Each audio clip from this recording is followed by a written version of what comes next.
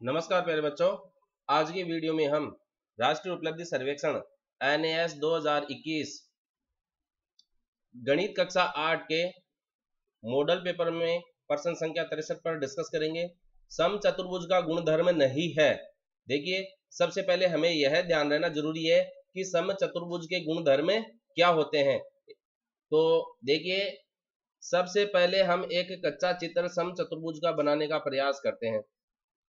इसके नाम में जैसे छिपा है सम चतुर्भुज, समान चतुर चार यानी भुजा।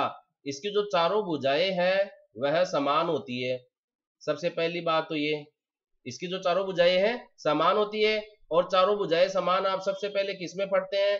एक वर्ग में। इसका मतलब एक वर्ग भी समचतुर्भुज होता है। देखिए, एक अलग बात तो मैंने आपको ये बता दी है। अब अपन आगे बात करते हैं। इसकी चार भुजाएं हैं तो चार यहाँ पर इसके कोण बनते हैं। तो ये जो कोण होते हैं एक दूसरे के सामने के, जैसे इसके सामने ये कोण है और इसके सामने ये कोण है, तो सम्मुख कोण बराबर होते हैं। जैसे मैंने इसको ABCD नाम दे दिया, ABCD इसको मैंने नाम दे दिया। तो जो कोण A है वह कोण C के बराबर होता है और कोण D है वह कोण B के बराबर होता है। जैसा नाम दिया है उसके अनुसार। देखिए, D के सामने B है या B के सामने D है। अब अपन आगे की बात करते हैं। जो समचतुर्भुज का कच्चा चित्र आप बनाते हैं उसके अंदर विकर्ण भी होते हैं। जैसे एक विकर्ण तो ये हो गया और दूसरा विकर्ण ये हो गया। समचतुर्भुज की यह खासियत होती है कि जो दो विकर्ण है वह एक दूसरे को लंब समद्विभाजित करते हैं। लंब समद्विभाजित करते हैं। देखिए, इसके अर्थ को समझने का प्रयास करेंगे। लंब का मतलब होता है प्यारे बच्चों, जैसे ये एक रेखा है तो इस रेखा पर अपन एक जैसे खंबा होता है वो एकदम सीधा खड़ा रहता है, सीधा खड़ा रहता है जमीन पर। अगर समतल है जमीन तो ये एक रेखा पर कोई सीधी रेखा अपन खींचते हैं जो 90 डिग्री का कोण बनाती है। एक आडी रेखा पर, क्षैतिज रेखा पर यदि कोई सीधी रेखा, लंबवत रेखा अपन खींचते हैं जो कि जहां ये प्रतिच्छेदित होती है वहां पर 90 डिग्री का यदि कोण बनता है तो उसे हम लंब कहते हैं।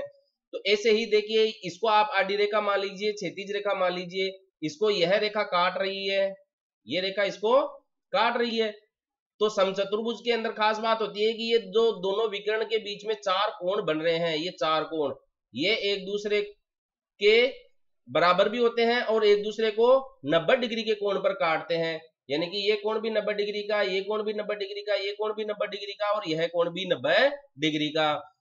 आप इसको ऐसे भी कह सकते हैं कि ये जो विकर्ण है इस विकर्ण को ये विकर्ण एकदम सीधा काटता है, लंबवत काटता है, यानी कि ये भी 90 डिग्री का कोण बनाता है। तो कहने का मतलब क्या हो गया? लंब हो गया। विकर्ण एक दूसरे पे लंब होते हैं। और समद्विभाजित का मतलब है एक दूसरे को बराबर बराबर विभाजित करते हैं, बांट देते हैं, टुकड़े कर देते हैं। जैसे 4 सेंटीमीटर की कोई लकड़ी है, उसके बराबर टुकड़े करने हैं तो 2 सेंटीमीटर के करते हैं आप। तो ऐसे ही ये विकर्ण जो है इस विकर्ण को दो बराबर बराबर टुकड़ों में बांट देता है और इस विकर्ण को ये विकर्ण भी दो बराबर बराबर टुकड़ों में बांट देता है। जैसे अगर इस वाले विकर्ण की लंबाई 6 सेंटीमीटर है तो ये 3 सेंटीमीटर यहां से लेकर यहां तक हो जाती है। इसमें देखिएगा, अगर हम यहां से यहां तक की बात करें तो 3 सेंटीमीटर, फिर यहां से यहां की बात करें तो 3 सेंटीमीटर। और अगर ये 8 सेंटीमीटर का विकर्ण है, मैं एक उदाहरण लेके चल रहा हूं, तो देखो लंब समद्विभाजित करते हैं, समान रूप से दो टुकड़ों में बांट देते हैं।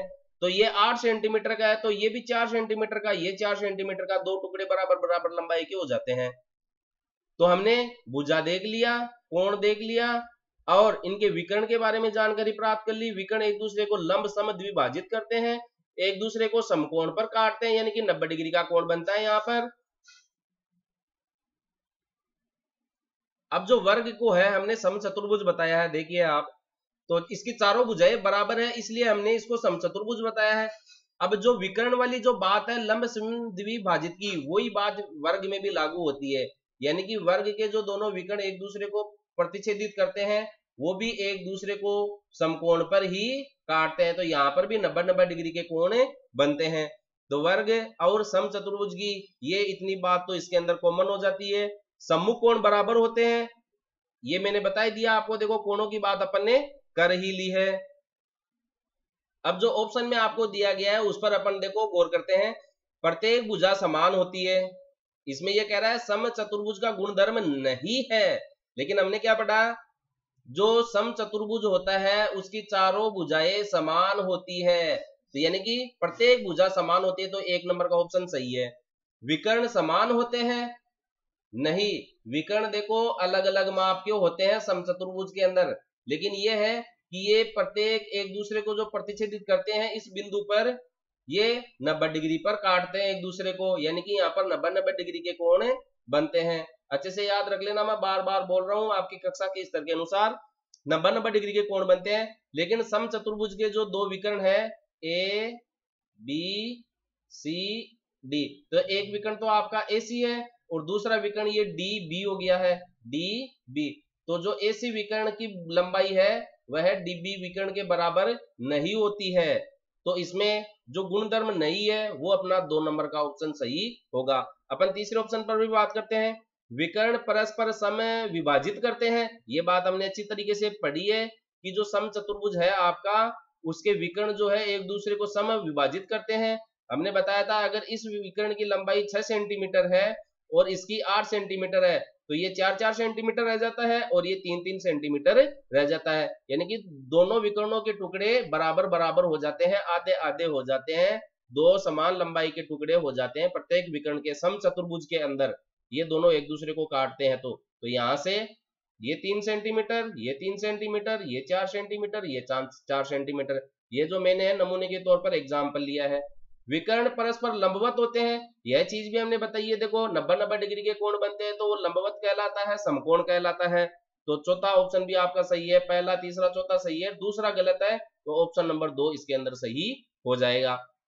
अब देखिए आपकी कक्षा 8 में एक पतंग का उदाहरण और आता है।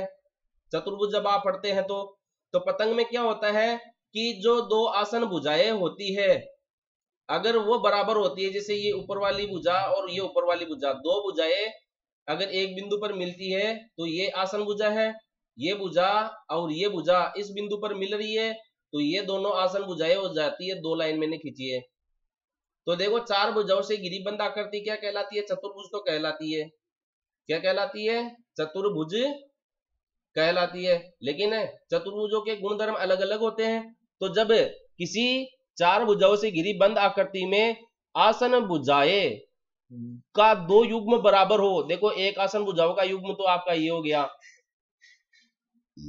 एक आसन भुजाओं का युग्म तो आपका ये और दूसरा आसन भुजाओं का युग्म आपका ये, मैं नाम बोल रहा हूं आसन भुजाओं का युग्म यानी कि जोड़ा, आसन भुजाओं का जोड़ा।